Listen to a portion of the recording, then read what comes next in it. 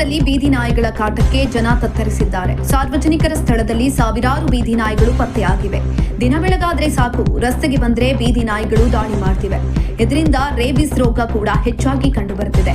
ದಾರಿ ತಿಳಿಯದೆ ಕಂಗಾಲಾದ ಜನ ಬೀದಿ ನಾಯಿಗಳ ಸೆರೆಗೆ ಜಿಬಿಎ ಅಧಿಕಾರಿಗಳಿಗೆ ಪತ್ರವನ್ನ ಬರೆದಿದ್ದಾರೆ. ಬೀದಿ ನಾಯಿಗಳ ಕಾಟದಿಂದ ಜನರಿಗೆ ರಕ್ಷಣೆ ನೀಡುವಂತೆ ಸುಪ್ರೀಂ ಕೋರ್ಟ್ ಸರ್ವೆ ಮಾಡುವುದಕ್ಕೆ ಸೂಚನೆಯನ್ನ ಕೊಟ್ಟಿತ್ತು. ಅಂತೆಯೇ ಕಳೆದ 3 ತಿಂಗಳಿನಿಂದ ಜಿಬಿಎ ಸರ್ವೆಯನ್ನ ನಡೆಸ್ತಾ ಇದೆ. ಸುಪ್ರೀಂ ಕೋರ್ಟ್ ಸೂಚನೆ ಬಳಿಕ ಜಿಬಿಎ ಅಧಿಕಾರಿಗಳು ಬೀದಿ ನಾಯಿಗಳ ಸರ್ವೆಯನ್ನ ನಡೆಸಿದ್ದಾರೆ. ನಗರದಲ್ಲಿರುವ ಶಾಲೆ, ಕಾಲೇಜು, ಆಸ್ಪತ್ರೆ ಹಾಗೂ ಬಸ್ ನಿಲ್ದಾಣ, ಕ್ರೀಡಾಂಗಣ ಸೇರಿ ಸಾರ್ವಜನಿಕ ಜಾಗದಲ್ಲಿ ಎಷ್ಟು ಬೀದಿ ನಾಯಿಗಳಿದ್ದಾವೆ ಅನ್ನೋದು ಸರ್ವೆಯಲ್ಲಿ ಕಂಡುಬಂದಿದೆ. ಕಳೆದ 3 ತಿಂಗಳಿನಿಂದ ಜಿಬಿಎ ನಡೆಸಿದ ಸರ್ವೆಯಲ್ಲಿ ಈಗಾಗಲೇ 2670 ಬೀದಿ ನಾಯಿಗಳು ಪತ್ತೆಯಾಗಿವೆ. ಇನ್ನು ಕೆಲ ಪಾಲಿಕೆಗಳಿಂದ ನಾಯಿಗಳು ಎಷ್ಟು ಇದ್ದಾವೆ ಅನ್ನೋ ಪೂರ್ಣ ಅಂಕಿಅಂಶ ಬಿಡುಗಡೆಯಾಗಿಲ್ಲ.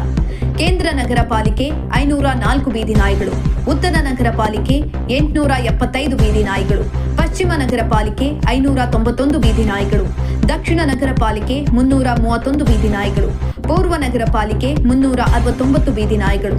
ಹೌದು, ಬೀದಿ ನಾಯಿಗಳ ಹಾವಳಿ ಕಡಿಮೆಗೊಳಿಸಲು ಜಿಬಿಎ ಅಧಿಕಾರಿಗಳು ಆನೇಕಲ್ ತಾಲೂಕಿನ ಬಿಂಗೀಪುರದಲ್ಲಿ 5 ಎಕರೆ ಜಾಗದಲ್ಲಿ ಆಶ್ರಯ ತಾಣ ನಿರ್ಮಿಸಲು ಪ್ಲಾನ್ ಮಾಡಿದೆ. ಸುಮಾರು 2 ಕೋಟಿ ವೆಚ್ಚದಲ್ಲಿ 500 ನಾಯಿಗಳಿಗೆ ಆಶ್ರಯ ತಾಣ ನಿರ್ಮಾಣಕ್ಕೆ ಅಡಿಪಾಯವನ್ನ ಹಾಕಲಾಗಿದೆ. ಉತ್ತರ ಪಾಲಿಕೆ ವ್ಯಾಪ್ತಿಯಲ್ಲಿ ಮೇದರಹಳ್ಳಿಯಲ್ಲಿ ಈಗಾಗಲೇ ಆಶ್ರಯ ತಾಣ ಕಾಮಗಾರಿ ಆರಂಭವಾಗಿದೆ. ಇತ್ತ ದಾಸರಹಳ್ಳಿ ಮತ್ತು ಸುಮನಹಳ್ಳಿ ಪ್ರದೇಶಗಳಲ್ಲಿ ಜಾಗ ಗುರುತು ಮಾಡಲಾಗಿದೆ.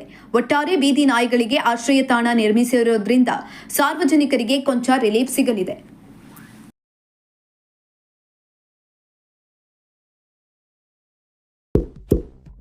ಇಂತಹ ಇನ್ನಷ್ಟು ವಿಡಿಯೋಗಳಿಗಾಗಿ ಲೈಕ್ ಮಾಡಿ, ಫಾಲೋ ಮಾಡಿ, ಶೇರ್ ಮಾಡಿ.